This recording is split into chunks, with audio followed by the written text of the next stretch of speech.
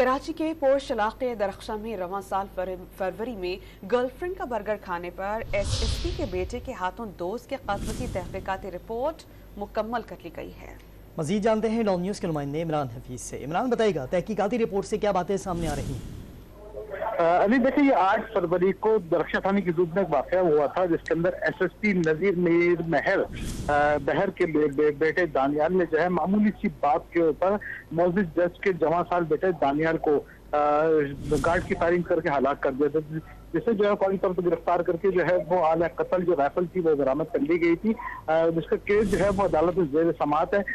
Police की तहकीकाती report में जो है वो दानियाल को जो है वो कसूरवार ठहराया है और बात जो है वो मामूली से झगड़े के ऊपर हुआ था, मामूली से तनाज़े के ऊपर जो है ये दानियाल आपे से बाहर हो गया था और उसने घर बंगले के अंदर ही जो है वो मकतूल को जो है मौत की नींद चला दिया था फायरिंग करके। जो अब जो है वो आला हुकाम को जो है तहकीकाती रिपोर्ट जो है मुकम्मल करके फाइनल करके जो है आला हुकाम को इरसाल कर दी गई है। जी ठीक है इमरान, बहुत शुक्रिया आपका।